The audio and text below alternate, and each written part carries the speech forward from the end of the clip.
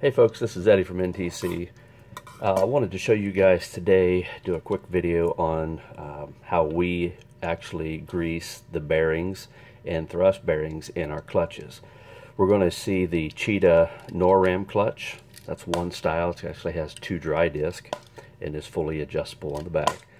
The other style is just your Max-Torque clutch, which is a very common clutch, been around for many years. And we're just going to grease the sprocket bushing on that one. So let's first take these apart. We're going to take our snap ring pliers, and if you hold your finger over top of that snap ring, it won't fly away on you. Remove both of those. We'll start here with the Noram Cheetah clutch. It actually has two bearings. One is a thrust bearing, so we'll keep that thrust plate on that side. And to do this, it's a needle caged style bearing.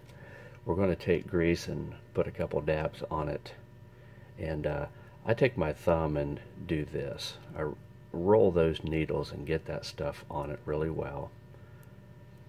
And I've got an old rag here that's still clean, believe it or not. So we're going to take and just blot out all that excess grease. This is a job where more is not better. What's important is how often you do it. So I want to remove all of the excess that I can off of that cage. Okay, and you notice we still have a lot of grease down in beside the needles. That's what's important. We'll put that back on. And on this gear size, we actually have a bushing. And to do a bushing, we're just going to take a dab on your finger and roll it around until it's completely covered. And there again, more is not better. It's how often you do it that matters. And I'm going to set that aside. We'll move over to the shoe style clutch, and you can see it has a bronze bushing and it has slots in it. So with this one, we're going to do the same thing. We'll take a dab, put on the bearing, and roll it around. Then, if you can see, I've got a pretty good buildup there.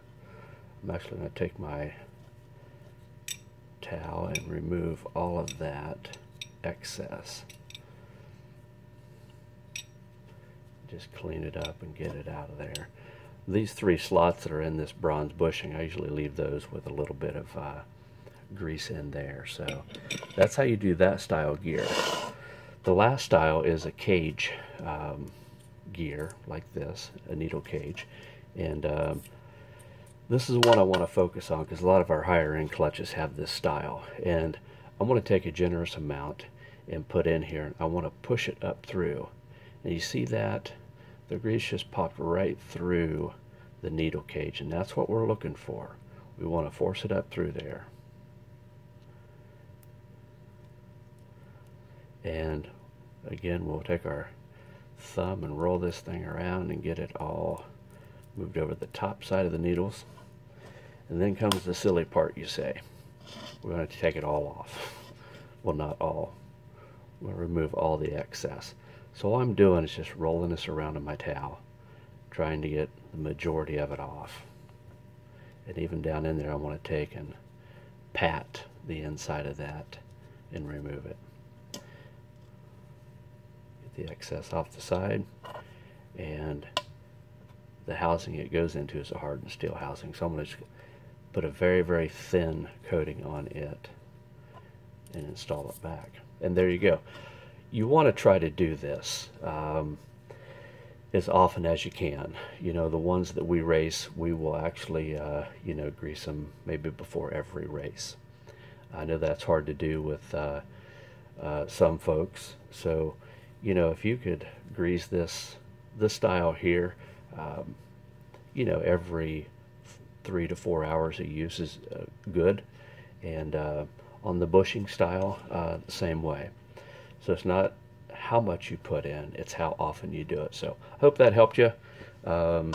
Like and share our page. Thank you.